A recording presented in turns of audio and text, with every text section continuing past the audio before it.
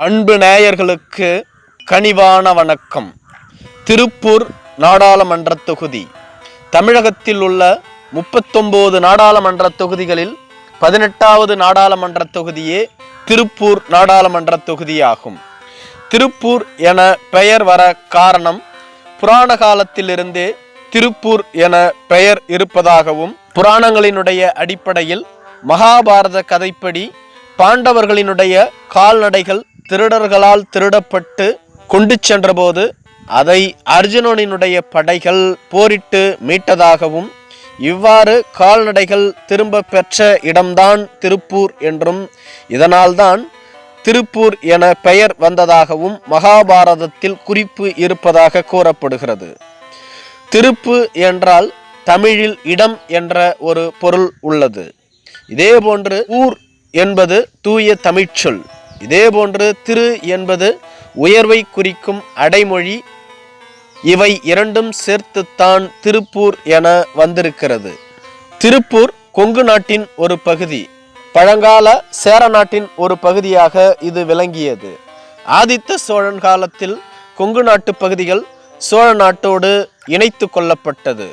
மீண்டும் ராஜராஜ சோழன் காலத்தில் இப்பகுதிகள் அனைத்தும் சோழ நாட்டின் ஒருங்கிணைந்த பகுதிகளாகவே இருந்து வந்துள்ளது. சுதந்திர போராட்ட வீரர் திருப்பூர் குமரன் பிறந்த ஊர் இவ்வூர். திருப்பூர் இந்தியாவின் வேகமாக வளர்ந்து வரும் நகரங்களில் ஒன்று. ஆண்டிற்கு 15,000 கோடி வருவாயை ஈட்டும் ஒரு பெரும் நகரம் திருப்பூர். ஜவுளி தொழில் இந்த நகரத்தின் முதன்மை தொழிலாக விளங்குகிறது. தமிழகத்தில் 7வது பெரிய நகரமாக திருப்பூர் உள்ளது. இந்திய ஜவுளித்துறை நகரமாகவும் திருப்பூர் விளங்குகிறது. பின்னலாடை, ஜவுளி தொழில், நூல், சாயம் போன்றவை இங்கு உற்பத்தி செய்யப்படுகின்றன. இந்த நிறுவனங்களே இங்கு அதிக அளவிலும் உள்ளது. தென்னிந்தியாவிலேயே ஜவுளி தொழிலில் முதன்மை பெற்ற நகரமாக திருப்பூர் விளங்குகிறது. திருப்பூரில் சுமார் 20 லட்சம் மக்கள் வசிக்கின்றார்கள். தமிழ்நாட்டிலேயே வட இந்திய தொழிலாளர்கள் அதிகமாக வசிக்கும் ஊரும் திருப்பூரே ஆகும். திருப்பூர் மாவட்டம் கோயம்புத்தூர் மற்றும் ஈரோடு மாவட்டங்களிலிருந்து பிரித்து உருவாக்கப்பட்ட புதிய மாவட்டமாகும். திருப்பூர் கோவில்கள் நிறைந்த ஒரு அழகிய ஊர். இந்த மாவட்டத்தில் காடுகளும் அழகிய நீர்வீழ்ச்சிகளும் ஆறுகளும் சோலைகளும் நிறைந்து காணப்படுகிறது. திருப்பூர் வழியாகத்தான் பவானி, நொய்யலாறு போன்றவை பாய்ந்து காவிரியோடு கலக்கின்றன. திருப்பூர் நாடாளுமன்ற தொகுதி ஒரு பொது தொகுதியாகும்.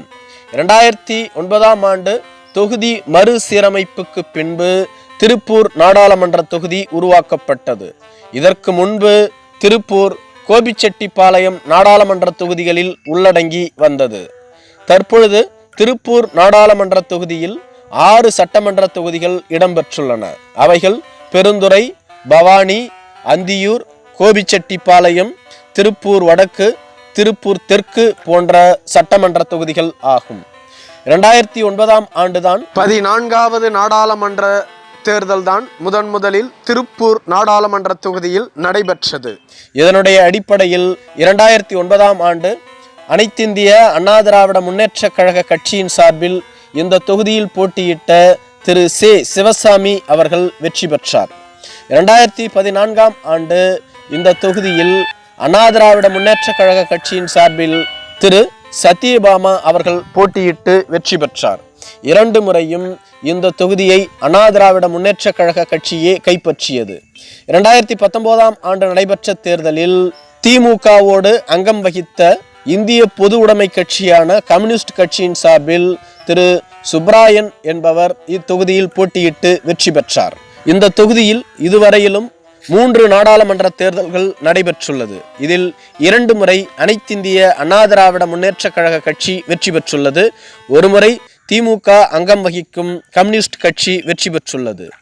இப்பகுதி அதிமுகவினுடைய கோட்டையாக விளங்குகிறது.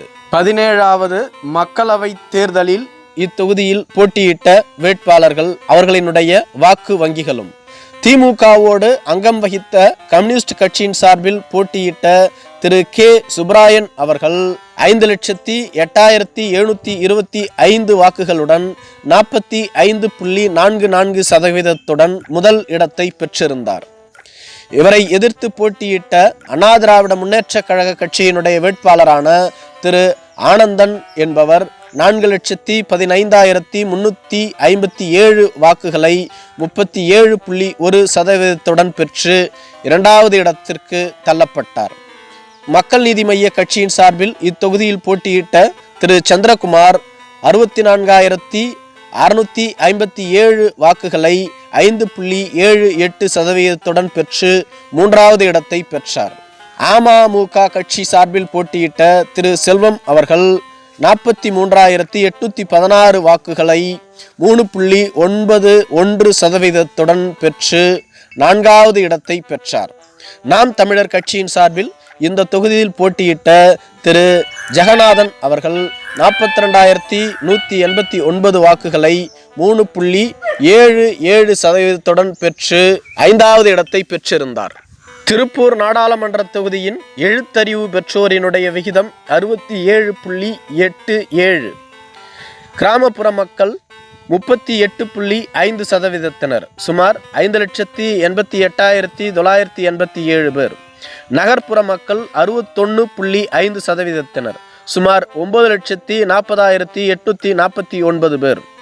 திருப்பூர் நாடாளுமன்ற தொகுதியின் மொத்த வாக்காளர்கள் 15,29,836 பேர். திருப்பூர் நாடாளுமன்ற தொகுதியில் உள்ள வாக்கு மையங்களினுடைய எண்ணிக்கை 1714. 17வது மக்களவை தொகுதியில் திருப்பூர் நாடாளுமன்ற தொகுதியில் பதிவான வாக்கு சதவீதம் 72.9. திருப்பூர் நாடாளுமன்ற தொகுதியில் 94% இந்துக்களும் 3.92% இஸ்லாமியர்களும் 2.6% கிறிஸ்துவர்களும் வசிக்கிறார்கள். திருப்பூர் நாடாளுமன்ற தொகுதியில் 12.7% எஸ்சி மக்கள் வசிக்கின்றார்கள். எஸ்டி மக்கள் 0.4%.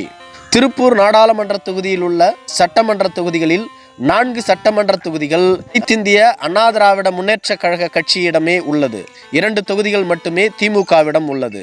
அவைகள் பெருந்துறை, பவானி, கோபிச்செட்டிப்பாளையம், திருப்பூர் வடக்கு போன்ற தொகுதிகள் அனைத்திந்திய அண்ணா திராவிட முன்னேற்ற கழக கட்சியிடமும், அந்தியூர், திருப்பூர் தெற்கு போன்ற தொகுதிகள் திமுக வசமும் உள்ளது.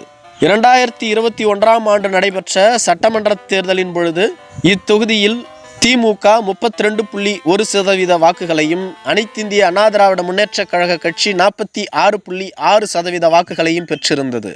2019ஆம் ஆண்டு நடைபெற்ற மக்களவை தேர்தலின் பொழுது திமுக இத்தொகுதியில் 28.4% வாக்குகளையும், அனைத்திந்திய அண்ணா திராவிட முன்னேற்ற கழக கட்சி 45.5% வாக்குகளையும் பெற்றிருந்தது. இந்த தொகுதியில் அனைத்திந்திய அண்ணா திராவிட முன்னேற்ற கழக கட்சி வலுவான கட்சியாக விளங்குகிறது. இத்தொகுதி அனைத்திந்திய அண்ணா திராவிட முன்னேற்ற கழக கட்சியினுடைய கோட்டை என்றும் கூறப்படுகிறது. இறுதியாக நடந்து முடிந்த கருத்து கணிப்பினுடைய அடிப்படையில் திருப்பூர் தொகுதியை அனைத்திந்திய அண்ணா திராவிட முன்னேற்ற கழக கட்சியே கைப்பற்றும் என்றும் கூறப்பட்டுள்ளது. திருப்பூர் தொகுதியில் அதிக அளவு கவுண்டர் இன மக்கள் வசிக்கின்றார்கள். இவர்களை தொடர்ந்து அடர்த்தியாக பட்டியல் இன மக்களும், அவர்களைத் தொடர்ந்து நாயுடு மற்றும் வன்னியர் இன மக்களும் வசிக்கின்றார்கள். இந்த தொகுதியின் வெற்றியை தீர்மானிக்கக்கூடிய சக்தியாக கவுண்டர் இன மக்களே இருக்கின்றார்கள். நன்றி.